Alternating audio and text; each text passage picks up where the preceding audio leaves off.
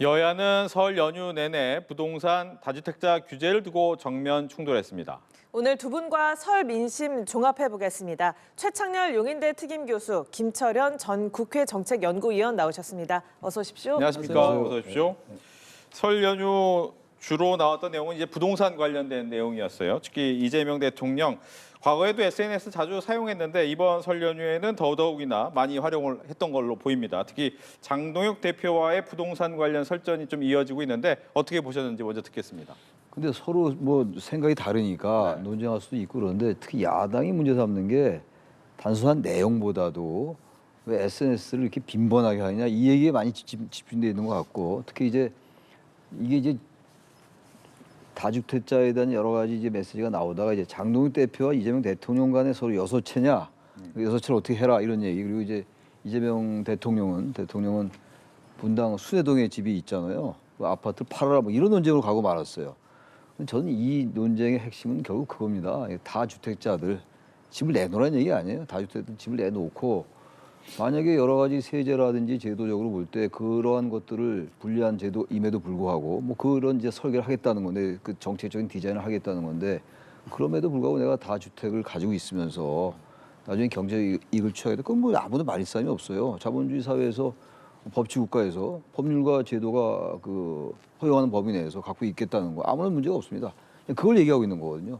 근데 이 부분 자꾸 이제 야당에서는 갈라치기 하고 있다. 그리고 특히 이제 지방선거를 앞두고 서울 중심으로 해서 경기도 지역에 이런 쪽에 어떤 그 부동산 민심 때문에 그런 거 아니냐 이런 얘기를 하고 있는 건데 대한민국이 모든 게 지방선거 때문에 움직이지는 않거든요. 그리고 이 부동산 문제는 말이죠.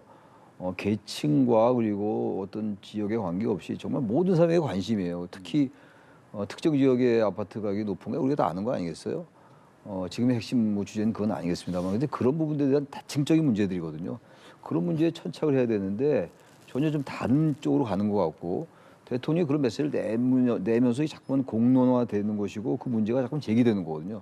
그러면서 볼 때 너무 야당이 이 부분을 갈라치기 한다고 보는 거는 동의하기 좀 어렵다. 그렇게 생각합니다. 네, 김철현 전 국회 정책연구위원의 의견도 그렇죠. 듣겠습니다. 전 대통령이 보니까 이제 뭐 부동산 시장을 안정화하겠다고 하는 그 의지는 저는 충분히 사거든요. 하지만 그동안 여러 차례 대통령께서 메시지를 냈거든요. 그러니까 5월 9일 날 지나고 나면 다주택자에 대한 양도세 중과 유예는 더 이상 없다는 여러 차례 메시지를 냈고 특히 최근에는 임대 사업자에 대해서도 대출하는 부분에 있어서 특혜가 있는지 이런 부분에 있어서 좀 점검하겠다고 했기 때문에 저는 다주택자들을 향해서 매물을 해라 이제 더 이상 팔라라 하는 그런 어떤 경고성 메시지를 충분히 맺혔다고 보거든요. 그런데도 불구하고 대통령께서 새 벽부터 이런 메시지 논란의 메시지를 낼 필요는 있었나. 사실 새해가 시작되게 되면 조금 덕담을 하는 분위기잖아요. 대통령도 아무래도 국민 통합을 바라시는 부분도 있기 때문에 사실 좋은 정치로 하자든가 뭐 새해에는 좀 복을 많이 받아라든가 이런 여러 가지 덕담 정치가 있을 수도 있는데 굳이 뭐 국민의힘이 장동혁 대표를 향해서 저렇게 뭐 날선 그런 비판할 필요가 있었나. 특히 저는 그 장동혁 대표가 있는 여섯채 같은 경우에도 보면 굉장히 나쁜 프레임이라고 생각하는 게 장동혁 대표 같은 경우에는 지금 강남에 마치 고가 주택을 6채 갖고 있는 이런 게 전혀 아니거든요. 6채 중에 3채는 그냥 부모님이 돌아가시면서 아마 그 형제간들하고 나눈 상속 지분에 불과한 것이고 나머지 3채 같은 경우에도 보면 원래 서울에 한 채가 있었고 그다음에 아마 그 충남 보령의 본인의 지역구에 보통의 어떤 정치인들은 보면 강남에 본인의 집이 있고 지역구가 지방에 있을 경우에는 지방에 그냥 전세나 월세를 사는데 장동혁 대표 같은 경우는 그 지역구에 대한 어떤 뭐 나름대로 애양심이라고나 할까 집을 산 거거든요. 저는 지방 부동산은 굉장히 경기가 나쁘기 때문에 어떻게 보면 뭐 저는 장동혁 대표가 지방에 집을 한 채 산 거는 오히려 지방 경제를 조금 활성화시키는 측면에서는 좀 바람직한 부분도 있는데 계속적으로 지금 민주당에서 얘기하는 건 장동혁 대표가 6채를 가진 다주택자다. 거기에는 장동혁 대표가 야당의 대표고 국회의원이고 판사를 지냈기 때문에 굉장히 돈이 많을 것이고 강남에 6채를 가지고 있는 것처럼 그렇게 나쁜 프레임을 하고 있거든요. 대통령도 이런 부분에 있어서는 비슷한 취지의 어떤 비판을 했기 때문에 과연 이게 야당의 대표를 향해서 새 벽두부터 날릴 그냥 좀 적절한 메시지인가 이런 부분에서는 굉장히 좀 부적절하다고 생각하고 그런 부분에 있어서 이렇게 불필요한 어떤 그런 메시지가 나오게 되면 실질적으로 대통령이 국민들에게 전달하려고 했던 그 부동산 시장의 안정화라고 하는 그런 메시지 또는 정책이 완전 실종돼 버리는 상황이 벌어지거든요. 그래서 저는 아마 새벽도에 지금 대통령께서 또 추가적으로 낸 이런 메시지는 상당히 국민들의 혼란을 일으킬 수 있는 그 정치 오해를 일으킬 수 있는 좀 잘못된 메시지 형태가 아닌가 그런 말씀 좀 드립니다. 네. 지금 뭐 보면 이 사회악이란 단어가 오늘은 또 주제였어요. 왜냐하면 장동혁 대표는 왜 다주택자를 사회악으로 몰아가느냐라는 부분에 대해서 멘트를 했고 이재명 대통령은 이거는 다주택자가 사회악이 아니라 다주택을 가지고 돈 벌 수 있게 만들어준 정치인들이 사회악이다라고 얘기를 했단 말이죠. 여기에 대한 얘기까지 더 듣겠습니다. 다주택자들이 사회악은 아니죠. 그러나 다주택을 통해서 투기적인 이제 수요를 만족하는 건 좋은 일은 아니에요. 얼마든지 비판할 수 있다고 비판할 수 있는데 비판하지만 그러한 부분들이 제도적으로 잘못된 게 아니거나 어떤 법률에 어긋난 게 아니라면 무죄 삼을 게 없단 말이에요. 그러나 무죄 삼을 수 없지만 우리 한국 사회, 한국의 공동체 내에서 여러 채를 가지고 200채, 300채, 그것도 사실 전세 사기도 그런 데서 많이 나오고 그랬잖아요. 빌라왕 얘기도 많이 나오고 그랬단 말이에요. 그 여러 가지 부작용을 낳는 거예요. 그러니까 그런 것들을 제도적으로 규제해야죠. 규제를 하고 어쨌든 그런 주택을 여러 채를 갖고 있으면 더 불리해지고 경제적으로 더 손해가 된다면 팔 거 아니겠어요. 그런 얘기를 하는 것이지 주택을 다 가지고 있다 무조건 악은 아닌 거죠. 그럼에도 불구하고 어쨌든 투기적인 요소를 과도하게 사용하는 건 좋은 일은 아니에요. 비판할 수 있다고 보는 것이고 대통령은 그런 비판 못하는 거 아니에요. 전 그래서 이번에 이제 그 대통령의 이 지지율이 전반적으로 여러 여론조사들이 나왔는데 연휴 때 말이죠. 대체로 추세가 분명히 형성돼 있어요. 대단히 안정적이고 상승 추세란 말이죠. 그 중에서 가장 긍정적 요인에 가장 꼽은 게 부동산이에요. 물론 이제 부정평가했던 사람들도 거기 요인이 이제 부동산이면 있다 하더라도 어쨌든 대통령의 지지율이 안정을 유지하고 있으면서 거기에 대해서 부동산에 대해서 많은 국민들이 시원스럽다고 느끼고 있는 거예요. 다시 말해서 정치라는 거는 국민들의 민심을 대변하는 거거든요. 내가 할 말, 내가 못할 말을 대통령이 대변해주고 있는 거예요. 그러니까 지지율이 오르는 거고 그 중에서 긍정 요인이 부동산인 거거든요. 저는 사실 개인적으로 대통령이 그런 말씀했죠. 한 평에 3억이 말이 되냐. 3억이냐 아닌지 모르겠어요. 뭐 아파트마다 다르겠습니다만 그만큼 높다는 의미일 텐데 제가 사석에서 그런 일 많이 했어요. 이게 아무리 그래도 이렇게 비싼 게 말이 되느냐. 거의 비싼 집에 사는 게 그분들이 문제라는 게 아니에요, 절대. 이 구조가 문제라고 지적할 수 있는 것이고 그걸 대통령이 얘기를 하는 겁니다. 근데 과거 역대 대통령들은 그런 일 안 했죠. 대통령들은 항상 거대 담론, 뭐 민주주의, 그 지향성 그것만 하는 게 아니에요. 우리도 여러 가지 얘기를 하지 않습니까? 계엄 얘기도 하고 탄핵 얘기도 하고 이러다가 갑자기 아주 사소한 얘기도 해요. 다 이 생활에 관계되는 것들이니까. 그런 메시지를 내는 건데 그 부분을 자꾸 갈라치게 한다. 왜 대통령이 이렇게 말을 많이 하느냐. 만기칠함이다. 그러면서 사회악이다. 사회악이라고 누가 얘기했습니까? 그런 의미가 아니잖아요. 그래서 이 얘기한 게 지금 거기서 말씀하신 것처럼 주택을 많이 가진 이 다주택자가 사회악이 아니고 이렇게 많은 제도가 나쁜 거죠. 그걸 지적한 겁니다. 크게 저는 잘못된 게 없다고 생각합니다. 예, 사회악. 그리고 저는 뭐 대통령께서 보면 사이다 정치를 좋아하시거든요. 과거에 성남시장 시절 때도 그렇고 경기도지사 시절에도 보면 상당히 국민들에게 바로 어필이 되는 사이다 정치를 좋아하셨는데 사이다 너무 좋아하시면요 이 다 섞거든요. 그리고 저는 지금 대통령께서 보면 지금 계속적으로 다주택자에 대해서 부동산 투기 형태로 몰아갔는데 저는 정확하게 얘기해서 우리나라에서 부동산 투자하고 투기를 어떻게 구분하느냐는 거죠. 저는 투기가 된 부분은 투자를 할 수도 있고 투기가 될 수도 있는 부분이 있는데 정확하게 얘기하면 취득세나 등록세라든가 여러 가지 양도세를 매도하는 과정에 정상적으로 다 확보하게 되면 그거는 정상적인 부동산 투자로 봐야 되는 부분이거든요. 근데 지금 대통령께서는 보면 그동안 계속적으로 다주택자에 대해서는 부동산 투기 세력인 것처럼 그리고 더 이상의 부동산 어떤 양도세 중과 뭐 유예가 없다는 식으로 계속적으로 압박을 해왔거든요. 그렇기 때문에 그동안은 계속적으로 다주택자들이 마치 부동산 투기꾼인 양 몰아놓고 지금 와서는 다시 좋은 다주택자가 있고 나쁜 다주택자가 있는데 그런 다주택자들을 양성한 또 이 정치인들이나 이런 부분들이 잘못됐다고 얘기를 하고 있거든요. 엄밀하게 그렇게 따지면요. 그렇다면 이거는 문재인 정부 때 모든 책임을 돌리는 것과 마찬가지거든요. 왜냐하면 과거에 이명박 정부 때도 그렇고 박근혜 정부 때도 그렇고 보수 정권 때는 항상 부동산 시장이 안정이 됐는데 부동산 시장이 가장 널뛰게 할 때가 문재인 정부 때였거든요. 문재인 정부 때 보면 계속적으로 어떤 부동산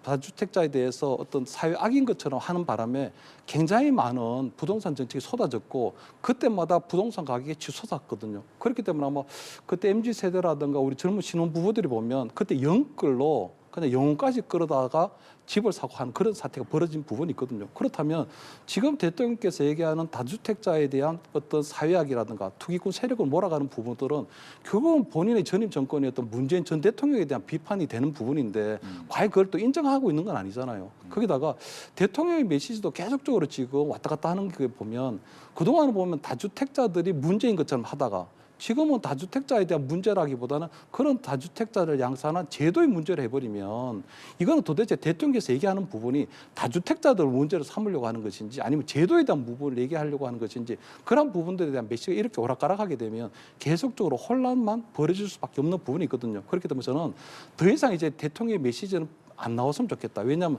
부동산 정책에 대해서는 그리고 다주택자에 대해서는 충분하게 지금 메시지가 나왔기 때문에 더 이상 불필요한 논란이 일으킬 만한 건 필요 없다. 그리고 다주택자에 대해서도 중과세 양도가 더 이상 없다는 부분은 얘기를 했고 그다음 대출에 대해서도 규제를 하겠다고 했고 앞으로 이제 세금으로 또 규제를 할 것처럼 하는 내용도 충분히 어필이 됐기 때문에 더 이상의 부동산 메시지가 나오는 부분들은 오히려 국민들이 부동산 노이로제에 걸릴 가능성이 크거든요. 그렇기 때문에 더 이상의 어떤 부동산 관련 메시지는 좀 자제하는 것이 지금쯤에는 좀 맞지 않나 그런 말씀을 좀 드립니다. 네, 이렇게 부동산 설전이 계속되는 가운데 장동혁 대표가 SNS를 해보니까 이 대통령과 굳이 안 만나도 될 것 같다라는 이야기를 하기도 했고요. 이렇게 장 대표가 대통령하고 연휴 기간 동안 사흘 내내 계속해서 설전을 벌이고 있는데요. 이런 배경 의도를 두고서 야당 지도자로서 어떤 입지를 단단하게 굳히면서 당내에 있는 자본들까지 좀 가라앉히려는 의도가 아니겠느냐 이런 해석도 나오더라고요. 이 해석 어떻게 보세요? 그래서 저는 보니까 이 장동혁 대표 입장에서 볼 때는 지금 대통령과 만나서 얘기할 수 있는 부분들이 많이 있는데 일단 대통령께서 단독 영수회담을 좀 거절한 적이 있고 아마 최근에 보면은 정청래 대표와 만나는 또 오찬 모임을 또 장동혁 대표가 불참했기 때문에 여러 가지 아마 그 장동혁 대표 입장에서 볼 때는 이재명 대통령을 만나서 얘기할 부분이 분명히 있는 거거든요.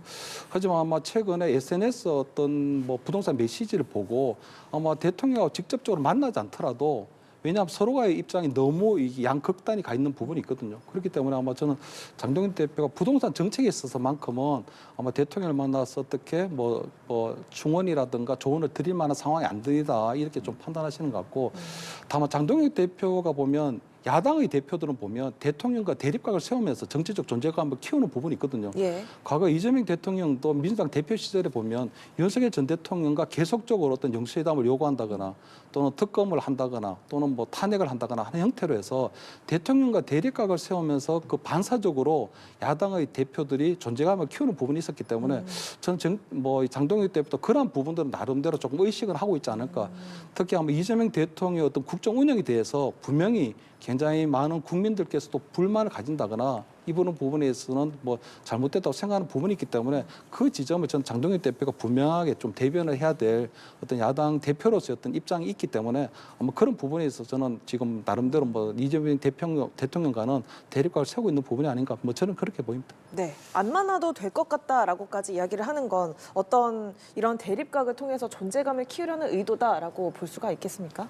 그래서 뭐 존재감이야 지금 이제 내일 윤석열 전 대통령 내란 1심 선고 보고 그리고 나서 국민들에게 진정성을 보일 때 존재감이 생기는 것이지 말 몇 마디로서 존재감이 생기는 게 아니에요. 물론 대통령과 자꾸 이제 여러 가지 그 논쟁을 하면서 1대1 구도를 만든다. 뭐 그 우리가 흔히 말하는 그 정치 공학적으로 이제 야당 대표에게 나쁘지 않겠죠. 근데 그게 지금 중요한 게 아니잖아요. 지금 부동산 메시지 이 문제에 대한 논란이 뭐 계속되고 있는데 피곤할 정도로 이것보다 전 장동혁 대표가 정말로 존재감을 더 키우고 야당에서 정치 지도자로서 우뚝 서려면 내일 어떤 메시지를 내냐가 중요하다고 봐요. 이거 뭐 지금 그걸 묻지는 않으셨습니다만 지금 이런 얘기 SNS를 해보니까 대통령과 굳이 안 만나도 된다. 이건 약간 비아냥거리는 거거든요.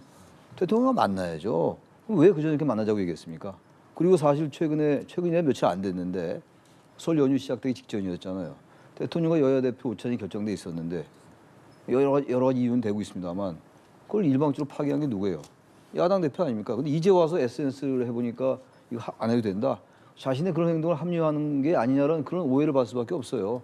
이런 건 수학적인 얘기긴 합니다만 이런 말 한마디가 중요한 게 아니고 정말로 지금 지방선거 앞두고 야당이 처한 위기의 본질이 무엇이냐 그거를 전 파악하는 게 더 우선이라고 생각합니다. 예. 네. 뭐 지방선거가 이제 얼마 남지 않았는데 이 설날 연휴에 밥상머리 민심이 어땠는가 여야의 입장은 확연히 좀 갈렸는데 두 분께서도 느끼신 평가가 있을 것 같아서 설 연휴 민심은 어떻게 느끼셨어요? 그래서 제가 뭐 이렇게 많이 다녀보질 않아가지고 네. 근데 방송을 제가 몇 번 보고 이러니까 역시 여야가 극명하게 갈리는 것 같아요. 갈리는데 부동산이나 뭐 주식 이런 부분들, 또 물가 이런 얘기는 아무래도 나올 수밖에 없어요. 가족들이 만나면은 나올 수밖에 없고 정치 얘기 중에서는 이제 내일 당장 이제 임박했는데 내일 오후에 열릴 윤석열 1심 내란 우두머리 혐의에 대한 재판 그거에 대한 관심이 많았다고 전 보고 그리고 지역에 따라 다른 것이고 근데 분명한 건 이겁니다. 그 아까 제가 잠깐 언급을 했습니다만 대통령의 지지율이 좀 상당히 안정세아니에요. 그걸 무시하면 안 돼요. 그러니까 여러 가지 지금 예를 들어서 이 부동산 문제도 자신이 거주한 지역에 따라 다르고 계층에 따라 달라요. 항상 찬반이 있기 마련입니다. 정책이 그런 것이고 어떤 정책도 모든 국민을 만족시키는 정책은 존재하지 않아요. 그렇다면 이게 전반적인 하나의 추세, 보편적이고 상식적이고 합리적인 선에서 어떤 게 국민들에게 소구력이 있냐를 봐야 돼요. 부동산 아까 다시 그 말씀 드리면 그런 부분들도 내가 하지 못했던 거를 대통령이 얘기해 준다는 것 때문에 부동산이 긍정 요인의 여러 부분을 차지하고 있는 거란 말이죠.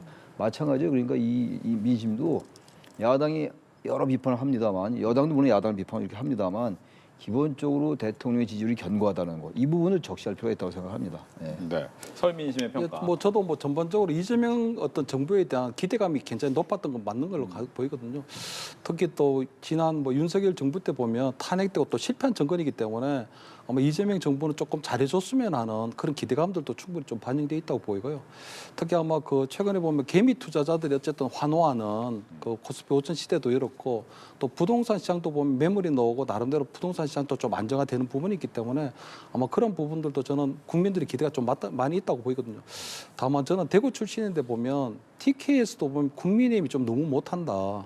그런 얘기가 좀 계속적으로 나오고 있는 부분이 있거든요. 그렇기 때문에 저는 이재명 정부가 어떤 굉장히 실험적인 정책을 쏟아낼 때 국민의힘이 거기에 대해서 견제하고 대안을 제시하는 그런 부분이 있어야 되는데 지금 생각보다 조금 한심한 집안 싸움을 하고 있는 부분에 있어서는 상당히 좀 실망스럽다는 얘기를 하고 그렇기 때문에 오히려 이재명 정부가 오히려 국민의힘 야당 덕도 좀 톡톡히 보고 있는 거 아니냐 이런 얘기가 있거든요. 그렇기 때문에 저는 국민의힘이 이제 다음 달이 정도 되면 뭐 당면 개정도 하고 당면 개정을 통해서 좀 새로운 쇄신의 모습을 보이려고 하는 부분이 있는데 그런 부분에 있어서 적어도 어떤 당면 개정이라고 하는 어떤 외투만 바꿀 게 아니라 본질적으로 조금 국민들에게 다가설 수 있는 그런 어떤 정책의 변화라든가 어떤 당의 쇄신하는 모습이라든가 이런 것들이 같이 곁들여져야 적어도 뭐 당면 개정에 따른 어떤 뭐 대한 정당으로서의 어떤 그런 뭐 새로운 모습들이 보여줄 수 있지 않을까 그런 부분에 있어서 국민들도 많이 기다리고 있고 지금 지켜보고 있다 그런 말씀을 좀 드리고 싶습니다.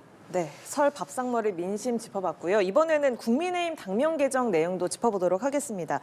현재 국민의힘 여의도 당사 간판이 이렇게 수정 테이프로 찍찍 그어진 모습으로 설치가 되어 있고 앞으로 3월 1일에 새로운 당 이름이 공개가 될 텐데요.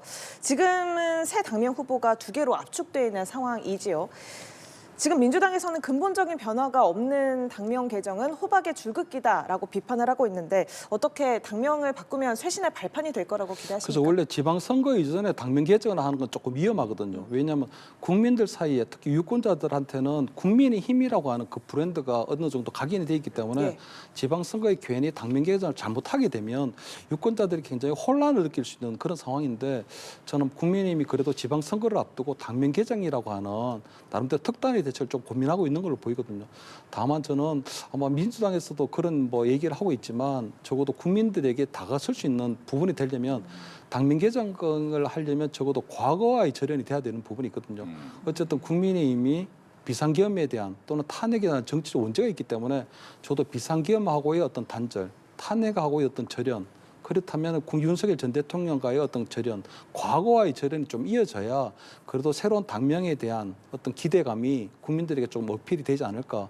만약에 내일 아마 방금 교수님께서 얘기하신 것처럼 내일 이제 윤석열 전 대통령에 대한 1심 선고가 나오는데 만약 어떤 1심 선고가 유죄로 나온다면 윤석열 전 대통령과의 관계가 절연되지 않고서는 내란 프레임이라는 부분에서 한 발자국도 나갈 수 없게 되거든요. 그렇기 때문에 저는 당면 개정이라고 하는 부분도 중요하지만 당면 개정을 통해 국민들이 어필을 하려고 했던 어떤 비상계엄이나 탄핵하고 특히 윤석열 전 대통령과의 어떤 정책 결별 이런 것들이 어떻게 이루어지냐 이런 부분들이 당면 개정과 함께 이루어져야 될 굉장히 중요한 과제다 그런 말씀을 좀 같이 말씀드리고 싶습니다. 네, 말씀하신 것처럼 지금 선거가 100일 정도밖에 남지 않았기 때문에 어떤 야당 브랜드로서의 인지도, 이슈 이런 거를 감안하고서라도 당면 개정을 추진을 하는 건데 어떻게 보고 계세요? 그래서 당면 개정하는 거 뭐 여러 가지 이 노력의 일환이기 때문에 특정 정당이 당명을 바꾸는 걸 비판할 필요는 없다고 생각합니다. 그럼에도 불구하고 우리 김철현 우리 위원이 잘 말씀하신 것처럼 본질이 바뀌어야 돼요. 본질이 바뀌어야 되는 것이지 얼굴에 분장한다고 얼굴을 화장한다고 사람이 바뀌는 건 아니잖아요. 그러니까 지금 국민의힘이 제가 여러 차례 말씀드립니다만 정답이 있어요. 가야 될 정도가 있는 건데 그 정도와 정답을 애써 피한다는 느낌을 너무나 많이 받아요. 최근에 김민수 최고위원이 윤호경과 절연된다. 제가 깜짝 놀랐어요. 드디어 이제 국민의힘이 바뀌는구나. 김민수 최고위원은 제가 특정인을 거명해서 좀 안 되겠습니다만 상당히 강성이었어요. 강성 최고위원인데 그런 말을 했어요. 아, 지방선거를 앞두고 위기를 느끼는구나. 아, 정당이 위기 느끼는 건 전혀 나쁜 게 아니죠. 위기를 느끼면서 바뀌면서 선거 승리하고 달려가는 게 정당의 본질이니까. 근데 그러고 나서 금방 말이 바뀌었다고요. 다시 말씀드려서 우리 김철현 위원님 말씀처럼 보수가 바뀌려면 말이죠. 지금의 저 모습은 보수 정당의 모습이 아닌 거예요. 저의 말씀입니다만 보수로 치장되고 보수를 미화된 그런 극우적 모습이 저변에 깔려 있다고요. 그걸 왜 과감히 탈피 못하는지 모르겠어요. 장동훈 대표도 지금 내일이 1심 선고니까 내일 뭔가 바뀔 거다라는 기대도 있는 것 같아요. 보수가 바뀌어야지 진보 보수가 같이 서로 양날개로 나는 겁니다. 그래 한국의 정당 정치가 정상으로 돌아오고 지금의 이 상황은요. 지금 거의 정상적인 정치 구도가 아니에요. 구도 자체가. 지금 재작년에 11월 3일 비상경 불법겸이 있었고 이제 지금 440여일 만에 1심 선고가 열리는 것도 너무 늦었고 여전히 여기에 대해서 반성하지 않고 윤석열 전 대통령 측도 그렇고 본인도 마찬가지고 여전히 계몽이었다라고 얘기하고 있고 피해가 없었다라고 얘기하고 있고 짧은 시간에 해제됐다. 그런 식의 얘기를 하고 있는데 지금 이미 재판부에서는 뭐 재판은 다릅니다만 친위 구태타였다. 위로부터 내라는 저기 45년 전에 아래로부터 내라보다 더 나쁜 것이라고 얘기했던 거 아니에요? 그런 걸 인지를 하고 받아들이고 바뀌면 됩니다. 바뀌고 윤석열 전 대통령과 완전히 절연하겠다. 제명한 다음에 그리고 윤호경 세력과도 더 이상 이제는 완전히 끊겠다. 부정선거 음모는 우리 더 이상 우리 앞에서 얘기하지 마시고 이렇게 가야 돼요. 그래야 되는 것이 그러면 당면 개정의 의미가 있죠. 근데 그런 걸 빼고 나서 당면 개정을 한다? 그건 더 비판할 수 있죠. 예. 알겠습니다.